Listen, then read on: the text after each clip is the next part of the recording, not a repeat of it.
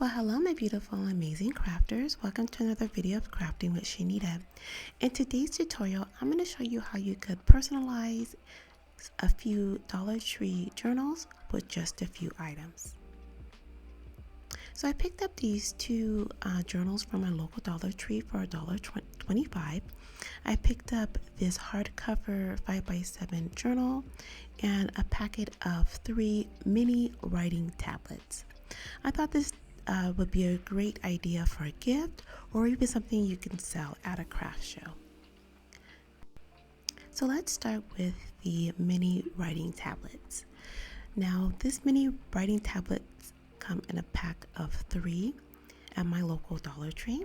So what I'm going to do is just remove the very first tablet so that way I could have chipboard on the front and back of the tablet.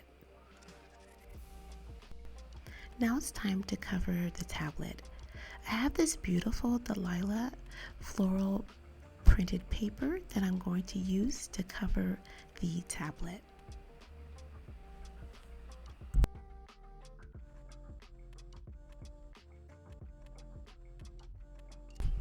It comes 12 by 12, which would be great. If I have even a few, I can get about 3 out of this one sheet of floral paper.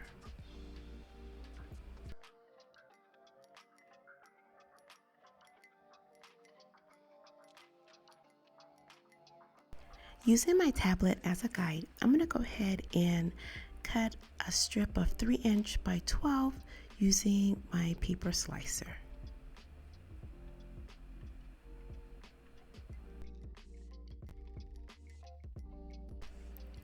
The strip of floral sheet would be long enough for me to cover the complete tablet and even fold it in so none of the chipboard will be showing. I'm going to create a crease using the sides of the tablet, and that will be my guide when I apply it with double-sided tape. And all the supplies and items that I used in this video will be linked in the description box below. I wanted to create a liner for the tablet, so I found a suitable color out of my 6x6 cardstock, which I have a video review available. Check that out in my video playlist. And I'm going to take a piece just to cover the chipboard and make it more seamless. It's optional, but definitely adds a nice touch. Now the second way to design these writing tablets is you could keep them intact. Now the first way I showed you, I removed the first tablet just to have a 2-stack chunky tablet. But this time I wanted to keep all 3 together. If you can find 5, you can do all 5 as well. My Dollar Tree only had the 3 tablet set. So cutting down a piece of chipboard that I had available in my craft room, I cut it to size perfectly and be that very first layer of the mini writing pad. So now I don't have to remove any pieces.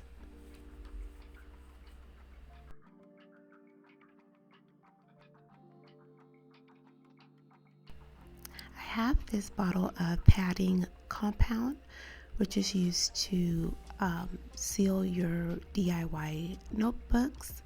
So I'm going to use this to adhere that top chipboard layer that I cut out and allow it to dry. Just a very thin layer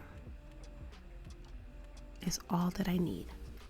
So I allowed it to dry for a few hours, and as you can see, it dried with a nice glossy shine and it adhered that chipboard that I added right onto the existing tablet.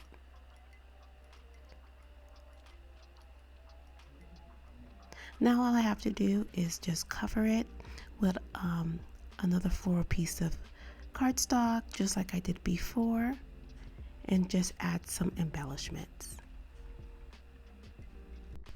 Even though I do love using my cutting machines, Sometimes I like to use my single die cuts as well.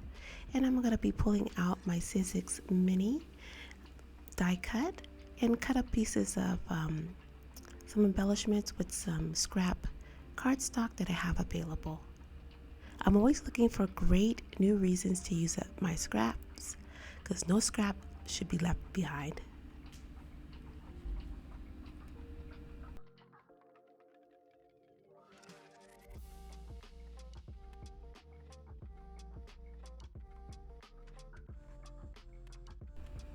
I think these came out really good.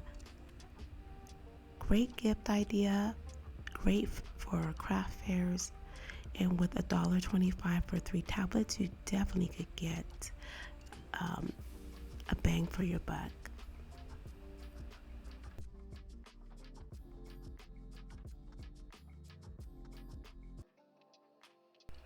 Next, I want to show you how I personalize these 5x7 hardcover journals. So the very first thing is you want to create a template, depending on what size journal that you're able to purchase. So for this particular journal, it had 20 holes and it is 5x7 inches. So I want to show you how I created this template here in Cricut Design Space. Since I counted the holes on the existing journal, what I did is I went to my shapes panel and I brought in a circle and I sized the circle at 0.25 inches. That seemed to be the perfect size for the journal. And I just duplicated that 20 times and just made sure that I spaced each circle relatively close and made sure I lined them up. I just lined it up to the left and just make sure they were spaced out accordingly. Once I had all 20 circles all spaced and lined, I just welded everything and made that one.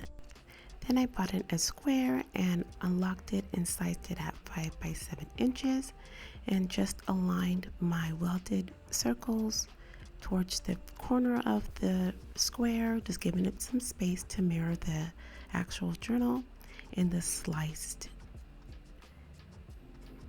those two elements to create my template. Now that I have my template ready, I could go ahead and start designing. You can design right in Cricut Design Space, but I went into Canva just to use Canva's pre-populated designs. I did cut this out just to make sure it fit correctly before creating my design. So now that I am in Canva, I'm getting ready to create a new design. I do have Canva Pro. So I went ahead and sized the design at 5x7 inches.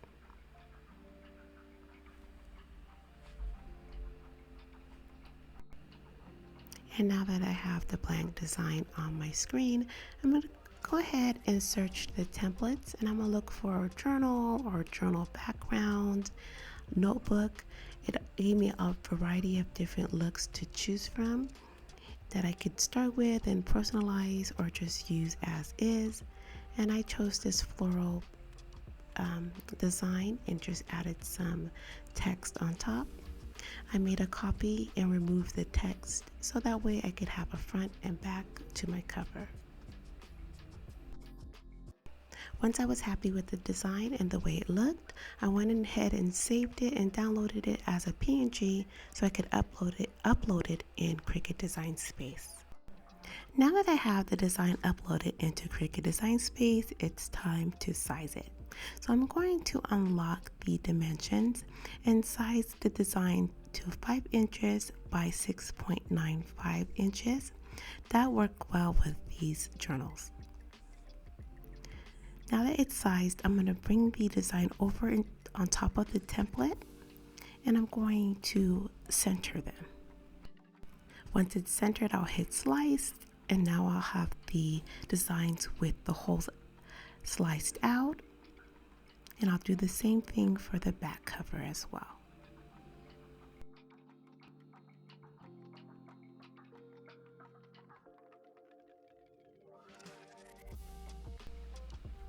Now I'm going to remove the sliced pieces that I don't need, hide my template for future projects, and I'm ready to go ahead and send this to the mat to be print and cut. Now let's personalize these hardcover journals. So the first thing that you want to do is you want to remove the front and back cover of the journals by slightly opening the prongs using some pliers or even a pair of scissors.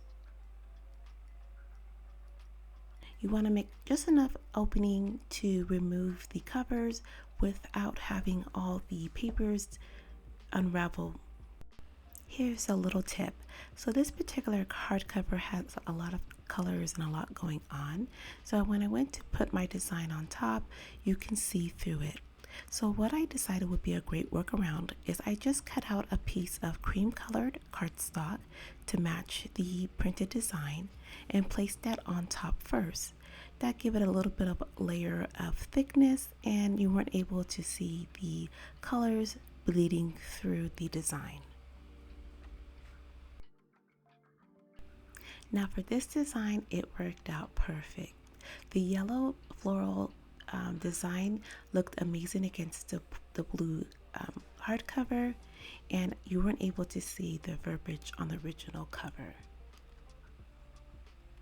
So now that everything's lined up, I'm going to use my double-sided tape to go ahead and tape the design onto the cover of the journal. Now this section here right in front of the holes, you can use a really thin piece of double-sided tape, which I have here, which fit perfectly. It's thin enough and sticky enough. Or if you don't have that, you can use glue. This worked as well.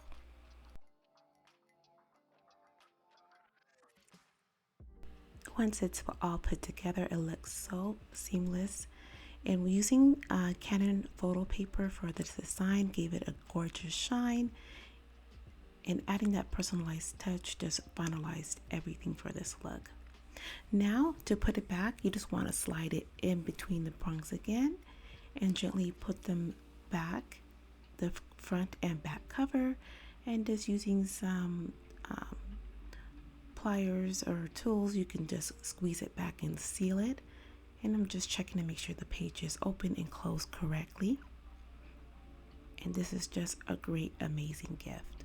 So which one did you like the best? Did you like the mini tablet or the redesigned hardcover journal? Let us know in the description box below. Well, I hope you enjoyed today's tutorial. I hope you learned a little bit or a lot. Make sure to hit that subscribe button, and we'll happy to see you on the next video of Crafting with Shaneda.